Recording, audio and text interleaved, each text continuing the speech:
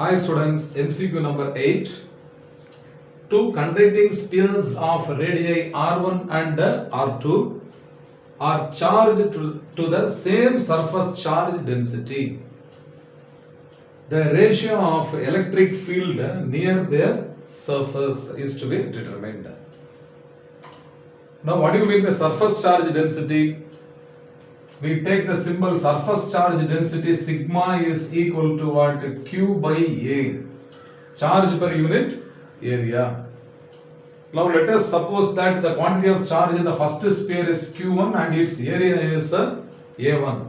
So we can write Q1 is equal to sigma into A1.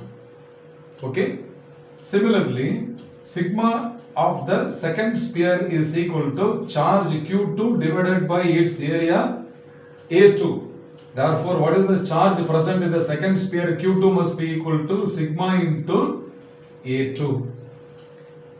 So, sigma is the same. They have given that the same surface charge density. Is it not? Sigma is the same in both the cases. So, sigma is same. Therefore, Q1 is equal to sigma A1 and Q2 is equal to sigma A2. Now, the electric field of the first sphere E1 must be equal to Q1 divided by 4 pi epsilon naught R1 square. Okay.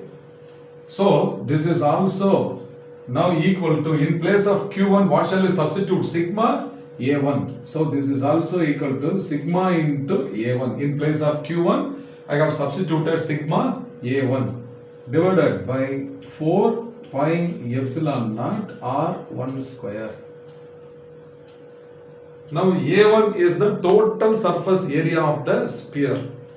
For the sphere A, the radius is R1. Therefore, this also is equal to, okay, E1 also is equal to sigma into 4 pi R1 square, because the total surface area of the sphere A1 is equal to 4 pi into R1 square divided by 4 pi epsilon naught R1 square. Okay. So now you can cancel this 4 pi, okay, 4 pi and 4 pi, R1 square and R1 square. So this is equal to what? Sigma by epsilon naught. That is the electric field E1. Now what is E2 is equal to the charge Q2 divided by 4 pi epsilon naught R2 square. R2 is the radius of the second sphere. Now Q2 is the charge residing on the second sphere. So we can substitute, that is Q2 also equal to what? Sigma A2. So this is also equal to sigma times A2 divided by 4 pi epsilon naught R2 square. Now what is A2? A2 is the total surface area of the second sphere of radius R2. So A2 must be equal to what?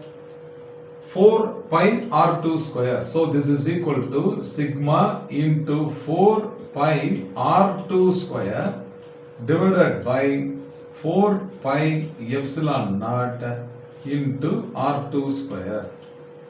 Okay. So again 4 pi term gets cancelled, R2 square gets cancelled, remaining is what? So this is equal to sigma by epsilon naught. So what do we get? E1 also is sigma by epsilon naught. E2 is also what? Sigma by epsilon naught. What is asked here? The ratio of the electric field near the surface. Therefore, E1 by E2 must be equal to what? Sigma by epsilon naught divided by sigma by epsilon naught is equal to 1 by 1. Therefore, E1 is to E2 is equal to 1 is to 1. Option A itself is the right answer. Therefore, option A is the correct answer. I hope you must have understood well. Fine.